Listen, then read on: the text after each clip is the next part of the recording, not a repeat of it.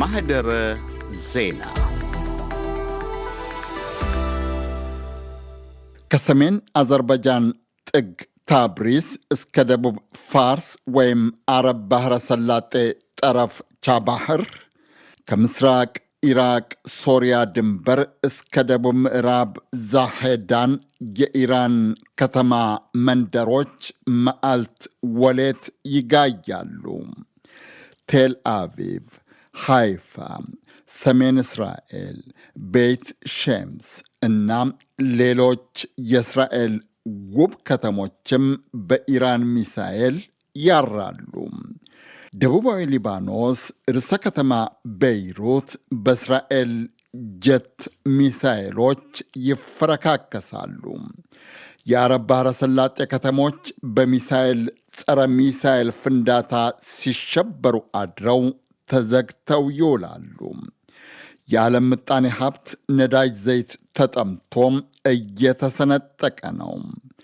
ቴህራን ግን የነዳጅ ጋኖቿ ጋይተውባት በመርዛማ ጢስ ታጥናለች። የዋሽንግተን ቴልአቪቭ የቃል ኪዳን ወዳጆችም የቴህራን ጠላቶቻቸውም ለተጨማሪ ውጊያ ይፎክራሉ። በመሃሉ ሹመትም አለ። 10ኛ ቀኑ ዛሬ። ሙጅታባ ኻሚኔ ለውጥ ያመጡ ይሆን? ላፍታም አብረን ጠይቅ።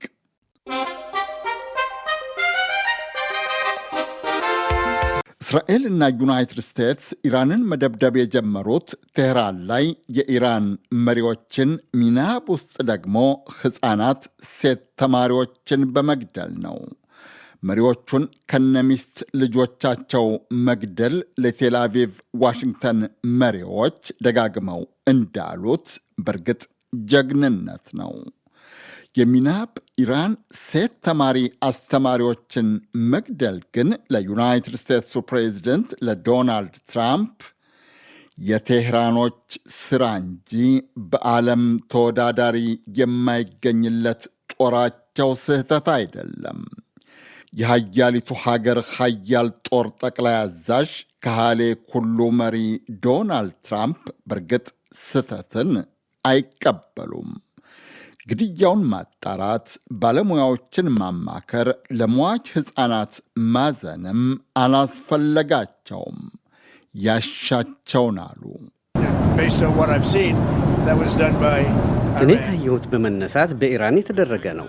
ምክንያቱም እንደምታውቁት ጥይታቸውን ማነጣጠር አይችሉም። ምንም ቢሆን በትክክል ማነጣጠር አይችሉም።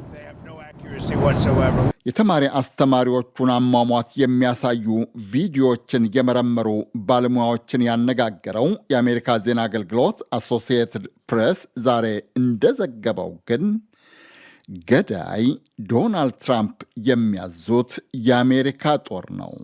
ባለሙያዎቹ እንደሚሉት የዩናይትድ ስቴትስ ጦር ምናልባት ከትምህርት ቤቱ በቅርብ ርቀት የሚገኝ የኢራን አብዮታዊ ዘብ ጦር ሰፈርን ለመምታት የተኮሰው ሚሳኤል ተማሪዎቹን ፈጅቷቸዋል። ሚሳኤሉም ቶም ሃዋክ የሚባለው አሜሪካ ሰራሽ ሚሳኤል ነው እንደ ባለሙያዎቹ። እናም ኢላማ የማይስተው ተኳሽ ጦር በእርግጥ ማን ይሆን? ብቻ ግድያውን ሂውማን ራይትስ ዎችን ጨምሮ የተለያዩ የመብት ተሟጋች ድርጅቶች እንደሚሉት የጦር ወንጀል ነው። ዓለም በእርግጥ ጉልበተኞችን የመዳኘት አቅም የላትም። 165 የኢራን ሴት ተማሪዎች በተገደሉ ማግስት ባለፈው ሳምንት እሁድ የኢራን ጦር የተኮሰው ሚሳኤል ቤት ሼምስ እስራኤል የሚገኝ ምሽግን ደርምሶ 11 ሰላማዊ ሰዎችን ገድሏል። ፕሬዚደንት ዶናልድ ትራምፕን ብዙ ያሳሰበው ግን ሰሞኑን አስከሬናቸው አሜሪካ የገባው የዩናይትድ ስቴትስ ወታደሮች መገደል ነው። በጣም አሳዛኝ ቀን ነው። ስንሸኛቸው ግን ደስተኛ ነኝ። በጣም ከባድ ነው። በጣም ከባድ ሁኔታ ነው። ብርቱ ሰዎች፣ ብርቱ ወላጆች፣ ሚስቶች፣ ቤተሰቦች እና ሽኝቱ በጣም ያምር ነበር። ጥናቶች እንደሚጠቁሙት አሜሪካኖች 75 ከመቶ አሜሪካዊ ለሚቃወመው ወይም ለማይደግፈው ጦርነት ቢያንስ የ7 ወታደሮቻቸውን አስከሬን ተረከቡ። ዶናልድ ትራምፕ ከምረጡኝ ዘመቻቸው እስከ በዓለ ሲመታቸው ድረስ ለሰላም የቆሙ የአሜሪካንን ምጣኔ ሀብት ለማሳደግ የሚታገሉ መሪ እንደሚሆኑ ቃል ያልገቡበት አጋጣሚ አልነበረም። ከጆርጅ ደብሊው ቡሽ እስከ ጆ ባይደን የነበሩ ቀዳሚዎቻቸውን በየሀገሩ በሚደረግ ጦርነት ይዋጋሉ። በየጦርነቱ ምክንያትም አሜሪካንን በየጊዜው ያከስራሉ እያሉ ሲወቅሱም ሲያወግዙም ነበረ። በአንድ ዓመት 8 ጦርነቶችን ማስቆማቸውን በየደረሱበት ይደሰኩራሉ። በጣሙን ለመካከለኛው ምስራቅ በአጠቃላይም ለዓለም ሰላም የሚጥር የሰላም ቦርድ ያሉትን ስብስብ መሰረትኩ ብለውም ነበረ። ለጋዛ ሕዝብ የወደፊት ብሩህ ሕይወት፣ ለመካከለኛው ምስራቅ፣ ለመላው ዓለምም ሰላም በጋራ እንጥራለን። ብዙ ጊዜ መሪዎች ናቸው፣ የማይታመን ብዙ ሰዎች ናቸው። በተለይ ግን የመካከለኛው ምስራቅ ሀገራት መሪዎች፣ የመላው ዓለም መሪዎች ናቸው። በገንዘብ ቢሆንም በጣም ደጎች ናቸው። ዩናይትድ ስቴትስም ገንዘብ ለማውጣት ደግ ነች፣ ምክንያቱም ከሰላም የሚበልጥ ነገር የለምና። ዶናልድ ጄ ትራምፕ የዩናይትድ ስቴትስ 45ኛና 47ኛ ፕሬዚደንት የሰላም ቦርድ ያሉትን ስብስብ ከመመስረታቸው በፊት ግን ከናይጄሪያ እስከ ኢራን የሚገኙ ሀገራትን አስደብድበው ነበረ። ቬኔዙዌላን ወረው የሀገሪቱን መሪ አሳግተዋል። ግሪንላንድን ከዴንማርክ ለመቀማት እየዛቱም ነበረ። አንድ የኢራን ከፍተኛ ባለሥልጣን በቀደም እንዳሉት ለአሜሪካኖች ትራምፕ የሚመጥኑ መሪ አይደሉም። ሰውየው ግን የዓለም መሪዎችን ሰብስበው ከሰላም የሚበልጥ የለም ባሉ ከሳምንታት በኋላ ከእስራኤል መሪዎች ጋር አብረው ኢራንን ዳግም ይደበድቡ፣ ለሰላሙ እጥርለታለሁ ያሉትን መካከለኛው ምስራቅን እንደገና ያተራምሱት ገቡ። የኢራን ቀይ ጨረቃ ማኅበር እንዳስታወቀው እስከ ዛሬ ድረስ በትንሹ 1255 ኢራናውያን ተገለዋል። የእስራኤል ባለሥልጣናት እንዳሉት እስራኤል ውስጥ 13 ሰዎች ተገለዋል። 8 የአሜሪካ ወታደሮች ተገለዋል። ሊባኖስ ውስጥ 394፣ ዮርዳኖስ፣ ኩዌት፣ ቀጠር፣ የተባበሩት አረብ ኤምሬቶች፣ ባህሬን፣ ኢራቅና ሳውዲ አረቢያ ውስጥ ከ50 በላይ ሰዎች ተገለዋል። በአብዛኛውም የኢራን ሆስፒታሎች፣ ትምህርት ቤቶች፣ የፖሊስ ጣቢያዎች፣ የነዳጅ ማጠራቀሚያ ጋኖች ጋይተዋል። ግማሾች እንደሚሉት አንዲት ዩናይትድ ስቴትስ ብቻ ለጦርነቱ በየቀኑ ከ1 ቢሊዮን ዶላር በላይ ትከሰክሳለች። ጦርነቱ ከሚያጠፋው ሕይወት፣ ሀብትና ንብረት በተጨማሪ በመቶ ሺህ የሚቆጠሩ መንገደኞችን መውጫ መግቢያ አሳጥቶም በየሀገሩ እያንገላታ ነው። አየር መንገዶች፣ የመርከብ ድርጅቶች፣ የኢንሹራንስ ኩባንያዎች፣ የነዳጅ ሻጭና ገዢ ተቋማት ቢሊዮናት ዶላር እየከሰሩ ነው። የዓለም 20 በመቶ ነዳጅ ዘይት የሚቀርብበት የሆርሙዝ ሰርጥ መዘጋትና የነዳጅ ምርት መቀነስ የዓለም የነዳጅ ዘይት ዋጋን በትንሹም 30 በመቶ እንዲጨምር አድርጎታል። የአንድ በርሚል ድፍድፍ ነዳጅ ዘይት ዋጋ ዛሬ ከ112 ዶላር በላይ ተሸጧል። የነዳጅ ገበያ ባለሙያ ሳውል ኮቪኒክ ዛሬ እንዳሉት በተለይ ካለፈው አርብ ወዲህ የታየው የነዳጅ ዘይት ዋጋ ንረትና ይበልጥ ይንራል የሚለው ስጋት ከ1970ዎቹ ወዲህ ዓለም አይታው በማታውቀው ደረጃ ንሯል። የሚታየው ቢሆኔ የኢራን ስርዓት ለህልውናው የምታደርገው ውጊያ ለኃይል ገበያው የምጽአት ቀን አይነት ነው። የነዳጅ ዋጋው ንረት በ1970ዎቹ የኢራን አብዮትና የአረብ ሀገራት የነዳጅ ሽያጭ ማዕቀብ ባደረጉበት ወቅት የነበረው የጦርነት ሁኔታ ነው አሁን የሚታየው። ከፍተኛ የነዳጅና የጋዝ አቅርቦት መስተጓጎል ከደረሱባቸው ጊዜያቶች አንዱ ነው። ሩሲያ ዩክሬንን በወረረችበት በ2022 ከነበረውም በጣም የበለጠ ነው። የዩናይትድ ስቴትስን ጨምሮ የበርካታ ሀገራት ፖለቲከኞች፣ የፖለቲካ ተንታኞችና ጋዜጠኞች እንደሚሉት የትራምፕ አስተዳደር የተዘፈቀበት ጦርነት የአሜሪካ ጦርነት አይደለም። የጦርነቱ ግብም በውል አይታወቅም። ትራምፕና ኔታንያሁ የኢራንን የኒኩሌር መርሃ ግብርና የሚሳኤል ምርትን ማስወገድ ነው ብለው ነበረ። የመጀመሪያ ኢላማቸው ያደረጉት ግን የኢራን መሪዎችንና የመሪዎቹ ቤተሰቦችን መግደል ነበረ።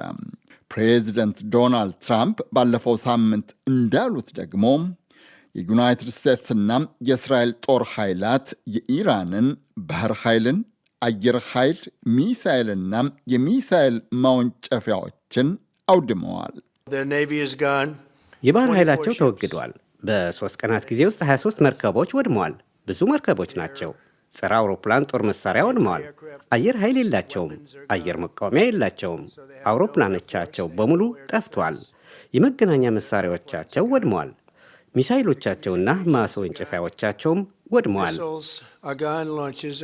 የጦርነቱ ግብ መሆኑ ነው። እና ታዲያ ምን ቀረ? ዮርዳኖስ፣ ኩዌት፣ ባህሬን፣ ሳውዲ አረቢያ፣ ኢራቅ፣ የተባበሩት አረብ ኤምሬቶች፣ ቀጠር እናም እስራኤልን የሚያተራምሰው የማ ሚሳኤል ይሆን? የሰሞኑ ስጋት ትራምፕ አጠፋሁት የሚሉት የኢራን ሚሳኤል ከመካከለኛው ምስራቅ አልፎ ጅቡቲ የሰፈረውን የአሜሪካ ጦርን ይጎበኝ ይሆኖ የሚል ነው። 4,000 የአሜሪካ ወታደር ትንሽቱ አፍሪቃዊት ሀገር ውስጥ ሰፍሯል። ትራምፕ ግን የኢራንን የወደፊት መሪን እንደሚሾሙ እያስታወቁ ነው። ትራምፕም ጠቅላይ ሚኒስትር ቢንያሚን ኔታንያሁም በተገደሉት የኢራን ላዕላይ መሪ በአያቶላህ አሊ ሁሴን ኻሜኔይ ምትክ የሚመረጥ ማንኛውንም መሪ ከነመራጮቹ ለመግደል እየዛቱ ነው። የኢራን የፖለቲካና የጦር መሪዎች እጅ እንዲሰጡ ሲዝቱም ነበረ። ፋርስ እጅ መስጠት አያውቅም ይላሉ ቴህራኖች። የኢራን ውጭ ጉዳይ ሚኒስትር አባስ አራቅቺ በቀደም እንዳሉት ደግሞ ኢራን እጅ መስጠት አይደለም ተኩስ እንዲቆም እንኳን አትፈቅድም። ሰዎች ተገድለዋል፣ አካባቢዎች ወድመዋል እና አሁን እንደገና ተኩስ አቁም እንዲደረግ ይጠይቃሉ። ይህ አይሰራም። ጦርነቱ ለዘላቂ መቆም አለበት። እዚያ ጋር ካልደረስን ታውቃለህ፣ ለሕዝባችን ስንል ለደህንነታችን ስንል ለመቀጠል እንገደዳለን። ዶናልድ ትራምፕና ቢንያሚን ኔታንያሁ ቴህራን ቤተ መንግሥት የሚዶሉትን አሻንጉሊት ሲያፈላልጉ የኢራን ባለሙያዎች ምክር ቤት የሟቹን አያቶላህ የአሊ ሁሴን ኻሜኔይ ሁለተኛ ወንድ ልጅ ሙጅታባ ሁሴን ኻሜኔይን ለሀገሪቱ ላዕላይ መሪነት ሾመ። የመካከለኛው ምስራቅ የፖለቲካ ጉዳዮች አጥኚ አሌክስ ቫታንካ እንደሚሉት ፋርሶች በጦር ሜዳውም ሆነ በፖለቲካው መስክ ትራምፕን እምቢኝ እያሉ ነው፣ ያውም በትልቁ። ከኢራን እስላማዊ ሪፐብሊክ መሪዎች በሕይወት የቀሩት ምንም ይሁኑ ምን ለዶናልድ ጄ ትራምፕ ታላቅ እምቢታቸውን እያሳዩ ነው። ስርዓቱ እንዲቀጥል በጽናት መቆማቸውን የሚያሳይ ነው። እንዲያውም እንደሚመስለኝ ከእምቢታም በላይ እያሳዩ ነው።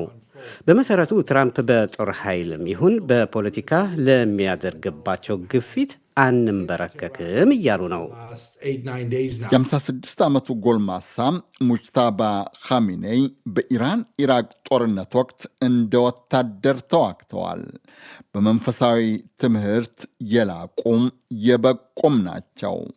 የአባታቸውን አልጋ እንዳይወርሱ አባትየው አጥብቀው ይከላከሉ ነበር አሉ የሚያውቁ።